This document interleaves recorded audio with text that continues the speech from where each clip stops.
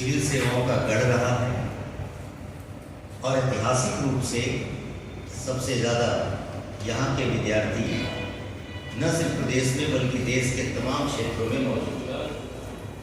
इसलिए उस गौरवशाली परंपरा को आज पुनः इस हर्ष के साथ मैं आपके साथ शेयर करना चाह रहा हूँ कि उत्तर प्रदेश लोक सेवा आयोग की इस परीक्षा में संस्कृति IAS ने भी इस निर्माण की प्रक्रिया में अपना एक योगदान दिया। तो इस पूरी प्रक्रिया में 2024 की परीक्षा में 947 सीट थी और अभी उसका रिजल्ट आया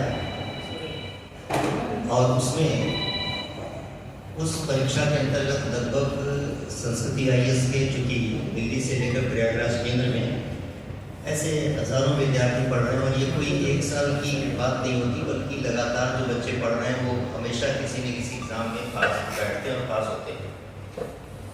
तो इस प्रक्रिया में आज संस्कृति IAS के लगभग 550 से ज़्यादा बच्चे इंटरव्यू दिए और अंतिम रूप से चयनित ऐसे जो लगभग संख्या जो हमारे पास छन कर आती है, बच्चे समय समय पर देते रहते हैं, 175 से ज़्यादा बच्चों का इस रूप में चयन होने की सूचना मिली है।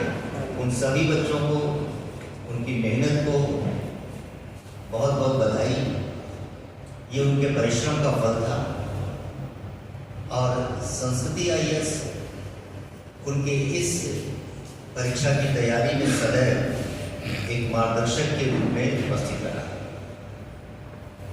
देखिए, संस्कृति IAS की और भी जो खास पहचान है वो ये है कि यहाँ पर जो शिक्षक समुदाय है, चूँकि ये परीक्षा सिविल सेवा की जिसमें अलग अलग ऐसे उत्तर प्रदेश PCS में 6 पेपर रखे गए हैं समान अध्ययन के और IAS के एग्जाम में 4 पेपर। ये परीक्षा किसी एक टीचर, एक अध्यापक, एक व्यक्ति के माध्यम से पास नहीं कराई जा सकती। तैयारी की पूरी प्रक्रिया में टीम वर्क की जरूरत होती है। मुझे बताते हुए बहुत हर्ष हो रहा है और गर्व भी करता हूँ कि हिंदुस्तान की सर्वाधिक जो एक प्रतिबद्ध शिक्षण के लिए टीम है वो हमारे पास मौजूद है, जिसमें लगभग सभी अध्यापक जिनका 20 साल से ज़्यादा का टीचिंग एक्सपीरियंस है सिविल सेवा के संदर्भ में। ये संस्कृति की खास दूसरी बात है कि यहाँ पर आया हुआ शिक्षक वो बदलता नहीं है।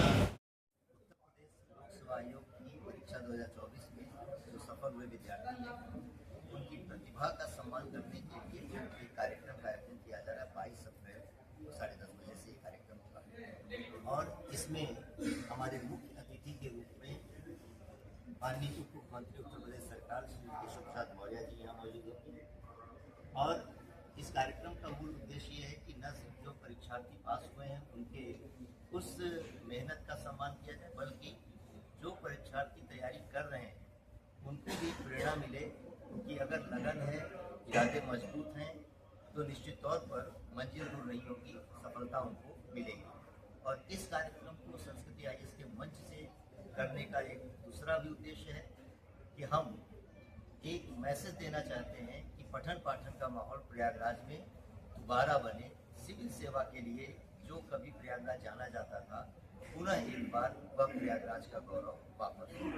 इसी उद्देश्य से ये समारोह जो प्रशस्ति पत्र दिया जाएगा, उनको मेडल दिया जाएगा, उसका आयोजन किया जा रहा है।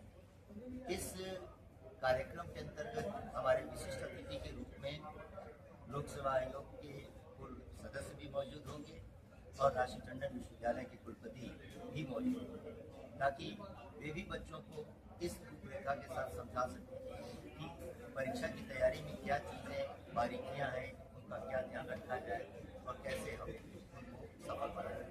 तो ये एक उद्देश्य इसमें अभी तक हमारे पास 147 बच्चों के कंफर्मेशन आ चुके हैं। यद्यप सिलेक्शन इससे ज़्यादा का है जो संस्कृति IAS से जुड़े हुए रहे और उन्हें हम पुरस्कृत करेंगे, सम्मानित करेंगे, उनके फैमिली के लोग भी साथ में मौजूद रहेंगे। और हजारों की तादाद में बच्चे वहाँ पर जो कि सभागार है वहाँ पर हो रहे हैं। इसकी टाइमिंग क्या रहेगी? इसकी टाइमिंग 10:30 बजे से रखी गई।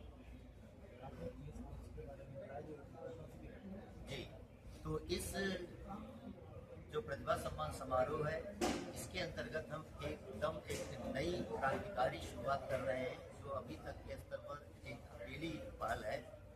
एक हम फंडामेंटल कोर्स सिविल सर्विसेज के विद्यार्थियों के लिए लॉन्च कर रहे हैं, जो महज ₹1 के रजिस्ट्रेशन के साथ उनको अवेलेबल होगा। एनसीईआरटी बेस्ड कार्यक्रम होगा जिसमें उनको इस पूरी परीक्षा के फंडामेंटल बेसिक क्लियर किए जाएंगे। मैं अखिल मूर्ति संस्कृति आईएएस का प्रबंध निदेशक हूँ और संस्कृति आईएएस मूलतः दिल्ली में इसका मुख्य केंद्र है, प्रयागराज में इसकी शाखा है। केवल यही 2 हमारे केंद्र मौजूद हैं और ऑनलाइन भी हम सुविधा प्रदान दे रहे होते हैं ताकि बच्चे कहीं पर भी किसी जगह पर रहें तो पढ़ाई में